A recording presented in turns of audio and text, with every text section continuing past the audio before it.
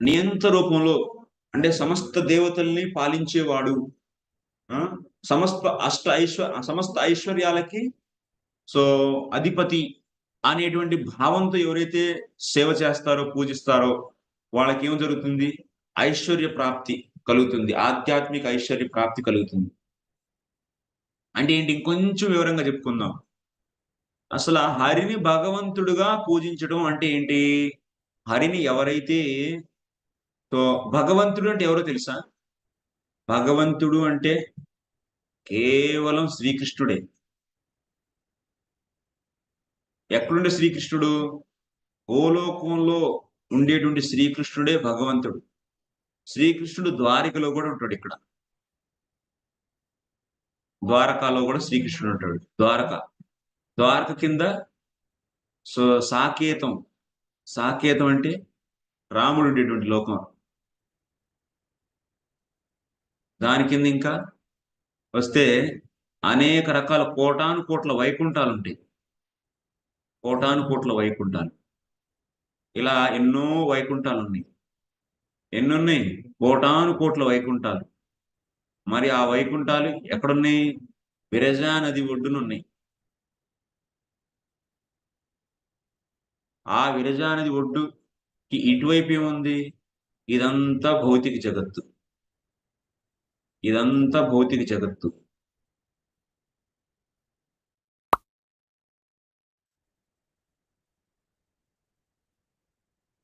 ఈ విరజా నదికి ఆవల వైపు ఉండేదంతా ఆధ్యాత్మిక జగత్తు.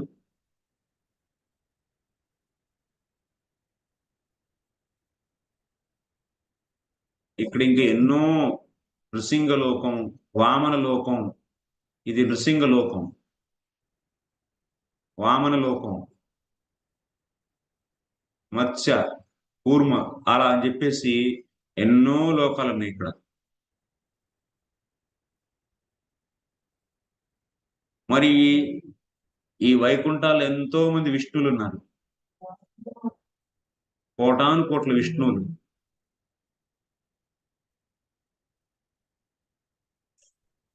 సాకేతంలో రాముడు, ద్వారకలో ఐశ్వర్యాలతో కూడినటువంటి శ్రీకృష్ణుడు. ఐశ్వర్యయుక్తం.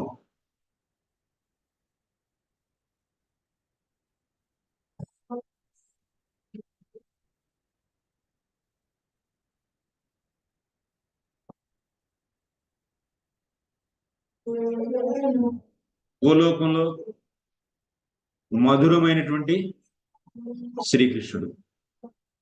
ఐశ్వర్యంతో కూడిన శ్రీకృష్ణుడు, గోలోకంలో ఉండే శ్రీకృష్ణుడు చాలా డిఫరెన్స్ ఉండిద్ది. గోలోకంలో ఉండేటువంటి సంబంధాలు చాలా మధురంగా ఉంటాయి. అంటే అక్కడ ఫార్మాలిటీస్ ఏమి ఉండవు. కృష్ణుడితో వాళ్ళు అక్కడ గోపబాలురు ఆడుకుంటారు. కృష్ణుడి పైన భుజాల పైన ఎక్కి కృష్ణుని గుర్రంగా మార్చి గుర్రం అని చెప్పేసి గుర్రం ఆట ఆడతారు.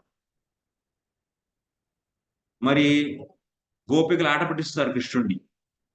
సో ఇలా అక్కడ ఉండేటువంటి లీలలు చాలా దివ్యంగా, మధురంగా ఉంటాయి. వాళ్ళ అమ్మ కూడా ఒళ్ళో కూర్చోబెట్టుకుని అన్నం పెడుతుంది కృష్ణుడికి. ద్వారికలు అలా ఉండదు. ఐశ్వర్యం, అంత ఫార్మాలిటీస్. రాజుగారు వస్తున్నారు, రాజుగారికి ప్రసాదం వడ్డించాలి అంటే ఆసనాలు వేయటం, టేబుల్స్ పెట్టడం, స్పూన్లు ఇవ్వటం, ఇలా ఐశ్వర్యంతో కూడినటువంటి సేవ జరుగుతుంది అక్కడ. సో గోలోకం నుండి సేవ మధురంగా ఉంటుంది. నీకు ఏ లైఫ్ స్టైల్ ఎక్కువగా ఉంటుంది? బాగా మంచిగా రిచ్ గా టేబుల్స్ మీద 10 మంది నౌకర్లు, చాకర్లు, వాళ్ళందరితో పాటు వాళ్ళందరూ నీకు ఎప్పుడు రెస్పెక్ట్ ఇస్తూ ఉంటారు, నీకు ఎప్పుడు సలాం కొడుతూ ఉంటారు. నీ దగ్గర ఎంతో సంపత్తి ఉండిద్ది.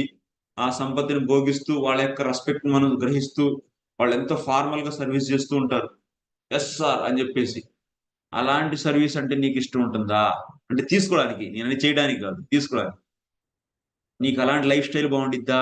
లేకపోతే ఒక చిన్న పల్లెటూరులో ఆవులతో పాటు తిరుగుతూ, ఆవుల్ని మేపుకుంటూ, వాటితో ఆడుకుంటూ, అడవిలో పండ్లు కోసుకుంటూ, వాటిని తిరుగుకుంటూ, రకరకాల ఆటలాడుతూ, అలా పచ్చిక బయళ్ళల్లో, అలా వనాల్లో తిరుగుతూ, ఆ తర్వాత అమ్మ పెట్టినటువంటి ఇచ్చినటువంటి ఆ చద్ది మూట ఏదైతే ఉందో అది తిని, ఆ తర్వాత చద్ది అంటే ఆ చల్దులు.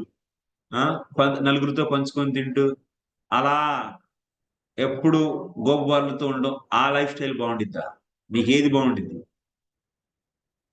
వైదీ భక్తి కనుక చేస్తే ద్వారకు పోతాము, ఐశ్వర్యంతో కూడినటువంటి భగవత్ ప్రాప్తి, ఆధ్యాత్మిక ఐశ్వర్యయుక్త భగవత్ ప్రాప్తి. ఇక్కడ ఇంకో కొంచెం యాడ్ చేయండి, ఐశ్వర్య ప్రాప్తి కాదు, ఐశ్వర్యయుక్త భగవత్ ప్రాప్తి జరుగుతుంది.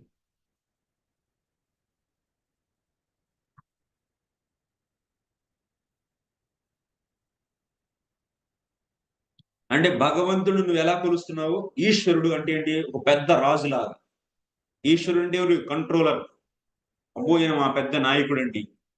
సో కాబట్టి ఆయన దూరం నుంచే దండాలు పెడుతూ ఉంటాం. వెళ్ళి ఆయన భుజాలపైన చేయగలవా? భుజం పైన భుజం వేయడం కుదిరిద్దా? అక్కడ ఎలవుడు లేదు. ద్వారికలు నువ్వు కృష్ణుడి పైన భుజం వేస్తావా? చెయ్యి తిరగదీస్తారు అంతే. వేస్తే చెయ్యి రాజు గారు కదా ఆయన, ఆయన పెద్ద రాజు అని అలా వర్షిప్ చేస్తుంటారు అక్కడ. అక్కడ క్లోజ్ రిలేషన్షిప్లు ఉండవు. ఎలాంటి క్లోజ్ రిలేషన్షిప్లు? గోలోకంలో ఉండే క్లోజ్ రిలేషన్షిప్ ఇక్కడ అంతా క్లోజ్ అనమాట. కృష్ణుడికి భగవంతుడు కాదు ఇక్కడ. గోలోకంలో భగవంతుడు అంటే ఈయనే, కృష్ణుడే.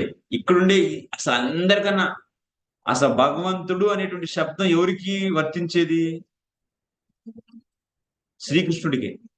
మరి ద్వారకలో ఉన్న కృష్ణుడు భగవంతుడు కాదా అంటే భగవంతుడు ఆయన కూడా. మరి రాముడు భగవంతుడు కాదా? లేకపోతే వైకుంఠంలో ఉండే విష్ణువులు భగవంతుడు కాదా అంటే వాళ్ళందరూ భగవంతులే.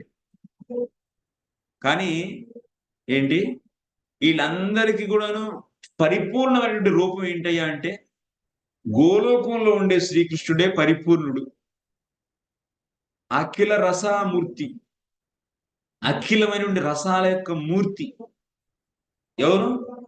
గోలోకంలో ఉండే శ్రీకృష్ణుడు. మరి కృష్ణ భగవానుడు పరిపూర్ణుడు అంటే ఎక్కడుండే కృష్ణుడు? ద్వారకలో ఉండేవాళ్ళ, లేకపోతే గోలోకంలో ఉండేవాళ్ళ, లేకపోతే సాకేతులు ఉండే రాముడా, లేకపోతే వీళ్ళందరూ కూడాను భగవంతుల యొక్క అంశాలే కదా. ఎవరయ్యా అంటే గోలోకంలో ఉండే శ్రీకృష్ణుడే. అంటే ద్విభుజ రూపం, రెండు చేతులు ఉంటాయి ఆయనకి. రెండు చేతులతో ఉన్నటువంటి శ్రీకృష్ణ భగవానుడే అందరికీ కారకుడు. ఆ రూపమే దివ్యమైనటువంటి రూపం. అదే అసలు మూలం అన్నిటికీ, అన్ని రూపాలకి, అన్ని అవతారాలకి మూలం. అంటే ద్వారకలో ఉండే శ్రీకృష్ణుడు గాని, లేకపోతే రాముడు గాని, లేకపోతే విష్ణువులు గాని అందరికి కూడాను మూల రూపం ఏది? అంశి అంటారు, లేకపోతే మూల రూపం శ్రీకృష్ణుడే. కాబట్టి ఆ శ్రీకృష్ణుడు ఎలా ఉండాలనుకుంటున్నాడు? ఎక్కడ ఆయనకి ఎక్కువ ఆనందం వస్తుంది? గోలోకంలోనే ఆయనకి వచ్చేది ఆనందం. గోలోకంలో గోపికలు గోపబాలులతో వచ్చేటువంటి ఆ ఆనందం ఆయనకి ద్వారకలో ఉన్న భక్తులతోనూ రాదు, సాకేతంలో ఉండే భక్తులతో రాదు, ఇక్కడ వైకుంఠాలు ఉండే భక్తులతోనూ రాదు. మరి జీవుల్లో కూడా ఎక్కువ ఆస్వాదించేది ఎవరు? భగవంతుడి యొక్క ప్రేమని. భగవంతుడి యొక్క ప్రేమని ఎక్కువ ఆస్వాదించే జీవులు కూడాను గోలోకంలో వెళ్ళినటువంటి జీవులే ఆస్వాదించేది. అంటే గోలోకంలో ఉండేటువంటి ఆ నందనుడు లేకపోతే యశోదానందుడుగా ఎవరైతే భజిస్తారో శ్రీకృష్ణ భగవానుడిని, వాళ్ళే సర్వశ్రేష్టమైనటువంటి ఆనందాన్ని, సో మధురమైనటువంటి ఆనందాన్ని పొందగలుగుతారు. అవునా కదా? అంత అఫీషియల్ గా ఫార్మల్ గా జరుగుతుంది, మనకి ఏమైనా ఎంజాయ్మెంట్ వస్తుందా? అంత ఐశ్వర్యంతో కూడింది ఏం ఉండదు. అంత తులనాత్మకంగా చూస్తే అది. సో కాబట్టి రాగానుగ భక్తి అంటే ఏంటి? హరిని భగవంతుడు అంటే ఎవరు? నందతన్నందనుడు. భగవంతుడు అంటే ఎవరు అసలు? భగవంతుడు అనేటువంటి శబ్దం ఎవరిని సూచించేది? ముఖ్యంగా నందనందుడిని.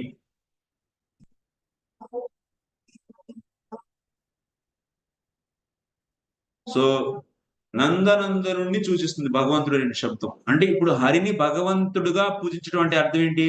హరిని నందనందనుడుగా పూజించడం అంటే ఏంటి? గోలోకంలో ఉండే శ్రీకృష్ణుడుని పూజించడం అని అర్థం అనమాట.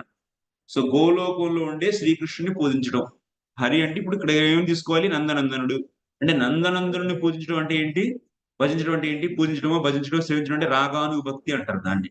అలాంటి సాధన భక్తిని ఏమంటారు? రాగానుగు సాధన భక్తి అంటారు. అలాంటి సాధన భక్తి వల్ల ఏమొస్తుంది మనకి? గోలోకంలో ఉండేటువంటి మధురమైనటువంటి మధురయుక్త భగవత్ ప్రాప్తి. మధురయుక్త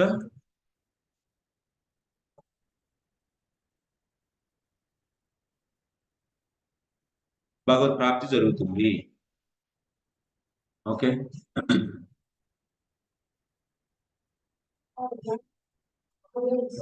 సో కాబట్టి ఇక్కడ ఏమంటున్నారు, ఎవరైతే అభయాన్ని కోరుకుంటారో, అభయం అంటే ఒక అర్థం మోక్షం, అభయం అంటే మధురమైనటువంటి ప్రేమ, అభయం అంటే సో ఐశ్వర్యత్వమైనటువంటి భక్తి.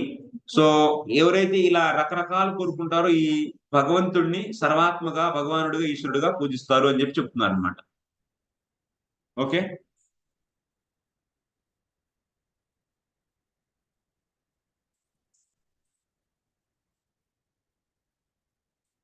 ఓకే, ఈ రోజు ఇక్కడ ఉంచుదాం. రేపటి నుంచి